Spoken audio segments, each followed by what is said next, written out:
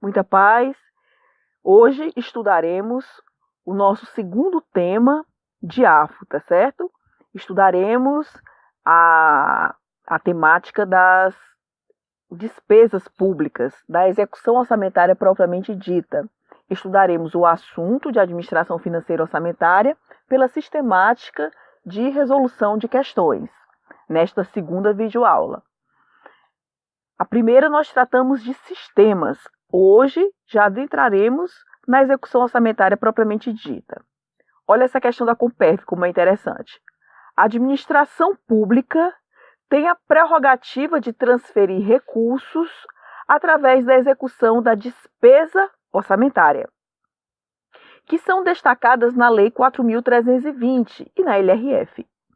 São despesas orçamentárias destinadas a atender a investimentos ou inversões financeiras das esferas de governo ou de entidades privadas sem fins lucrativos, previstas no parágrafo 6º do artigo 12 da Lei 4320, devendo ser observados o disposto nos artigos 25 e 26 da Lei Complementar 101/2000.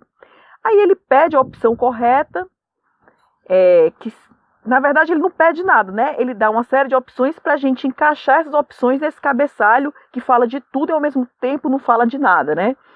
E aqui a gente tem letra A, auxílios, letra B, subvenções, letra C, delegação de despesas orçamentárias, letra D, transferências constitucionais e legais. Bom, antes da gente resolver a questão, eu quero dizer a vocês que a Lei 4320 é, digamos, a Bíblia do orçamento público, tá certo? Ela é uma lei ordinária, foi recepcionada pela Constituição Federal vigente, que por força do artigo 165, parágrafo 9º, lhe conferiu status de lei complementar. As bancas sempre perguntam se a Lei de Responsabilidade Fiscal substituiu a 4320. Negativo. A Lei 4320, ela tem um teatro de operações específico. Ela cuida de quê? Ela trata de normas gerais, de orçamentos e balanços públicos, aplicáveis essas normas gerais à União, Estados, Distrito Federal e municípios. A 4320 é uma lei nacional, assim como a Lei de Responsabilidade Fiscal, que é a LRF, ela também é uma lei nacional, só que ela tem outro teatro de operações. A LRF trata de quê? Da chamada gestão fiscal responsável, de que trata o artigo 11 da Lei Complementar 101, que é a própria LRF.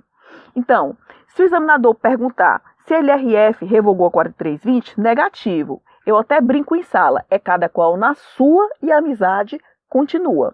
A LRF trata de um assunto, que é da chamada gestão fiscal responsável, de que trata seu artigo 11, enquanto a 4320 trata de normas gerais para controle de orçamentos e balanços públicos.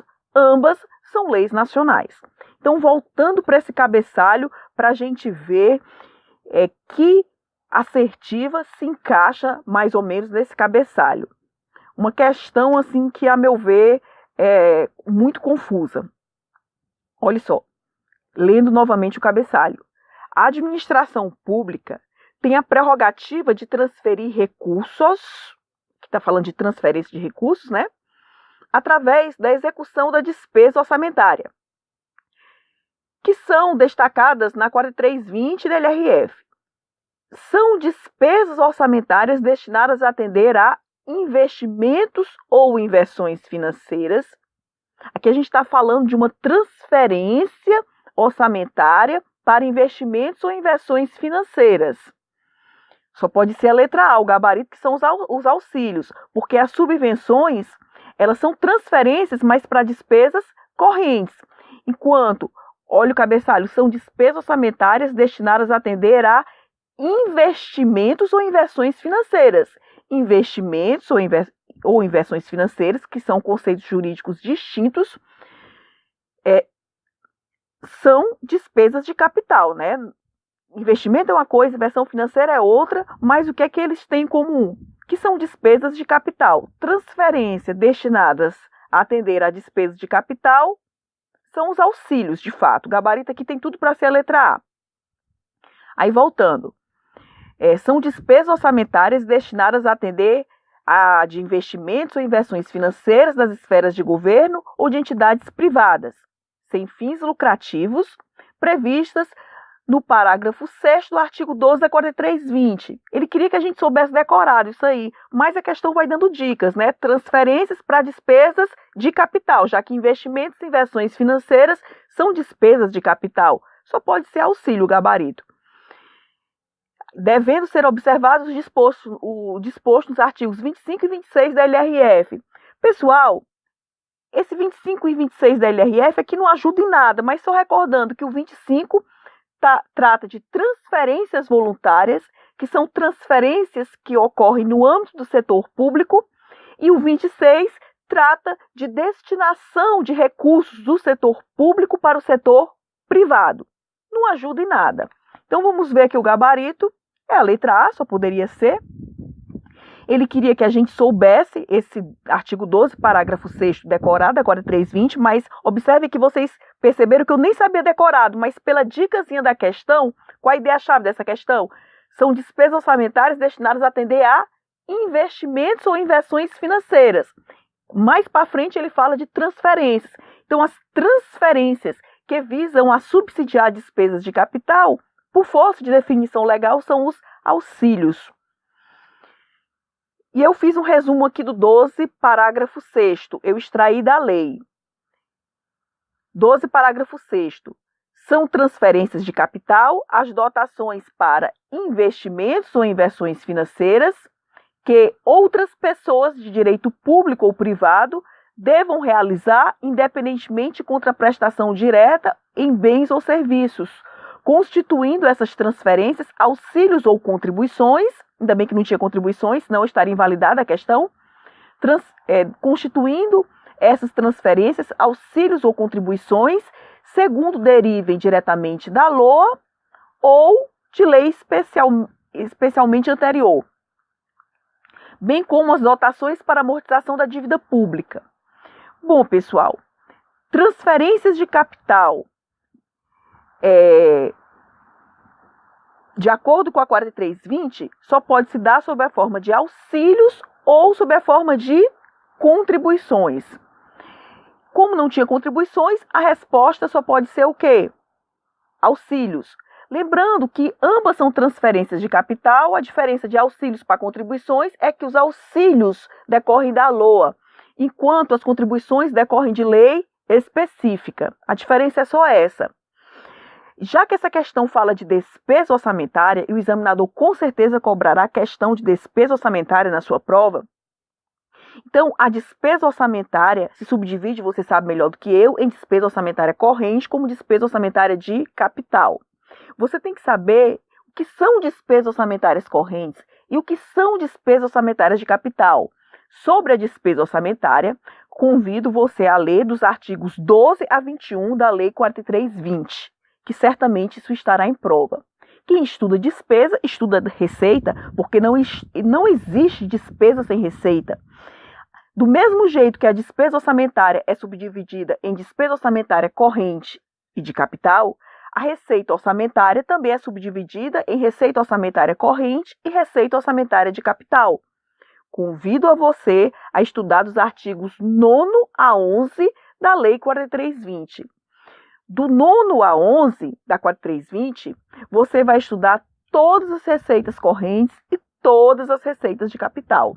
Do 12 a 21, você vai estudar todas as despesas orçamentárias correntes e todas as despesas orçamentárias de capital. Certamente isso vai estar na sua prova, tá certo? Só para ajudar, a receita orçamentária corrente está para o governo, assim como o nosso salário está para a nossa vida pessoal. É aquela receita boa que financia tanto manutenção como expansão. Já a receita de capital é uma receita que, em regra, porque vai ter exceção, mas a regra é que financia a expansão do governo. O legislador, ele não foi nada didático no tocante à receita, porque a receita, ele mesmo diz, olha, isso eu considero receita orçamentária corrente, e isso eu considero receita orçamentária de capital. Já a despesa orçamentária, que também se subdivide em corrente e capital, o legislador foi mais didático. Em resumo, a despesa orçamentária corrente é aquele gasto do governo com manutenção. Despesa orçamentária de capital é aquele gasto do governo com expansão. Se você souber isso, já ajuda muito, tá certo? Exemplo de despesa orçamentária corrente, que é gasto com manutenção, pagamento de servidor. Exemplo de despesa orçamentária de capital, que é gasto do governo com expansão, uma obra pública. Receita orçamentária corrente é aquela graninha boa, pau para toda a obra, digamos assim, financia da manutenção à expansão. Exemplo clássico de receita orçamentária corrente é arrecadação tributária, né? Já a receita orçamentária de capital é uma receita pontual, esporádica, e o exemplo clássico de receita orçamentária de capital é quando o governo contrata operações de crédito, que é o nome chique de empréstimos ou financiamentos de longo prazo. Outro exemplo clássico de receita orçamentária de capital é a alienação de ativos do setor público, ou seja, quando o poder público se desfaz do seu patrimônio. A lei ela foi bem didática na despesa, já na receita não foi. Ela mesma disse, eu chamo isso de receita corrente, eu chamo isso de receita de capital. Quanto à despesa, se você souber que despesa corrente é gasto com manutenção e despesa de capital é gasto com expansão, isso já vai te ajudar muito. Como a questão falava do 25 e do 26 da LRF, eu trouxe aqui o texto da lei transcrito, só lembrando a vocês que o 25 trata de transferências voluntárias, que são instrumentos de cooperação, no âmbito do setor público, são destinações de recursos no âmbito do setor público.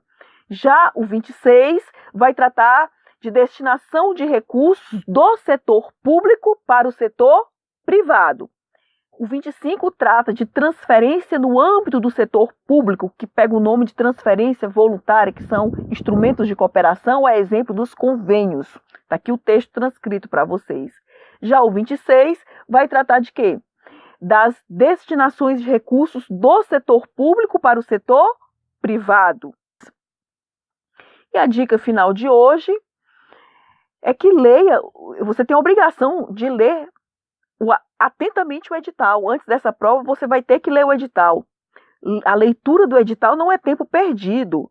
O edital disciplina, além do conteúdo, as regras básicas de comportamento na hora da prova, o que pode levar, o que não pode levar, como deve se comportar, como não pode se comportar. Eu mesma já fiz concurso que não podia usar brinco, tá certo? Graças a Deus que eu tinha lido o edital. Já fiz concurso que não podia usar relógio. Então você tem que ler o edital, não é tempo perdido a leitura não, muito pelo contrário, evita a sua eliminação.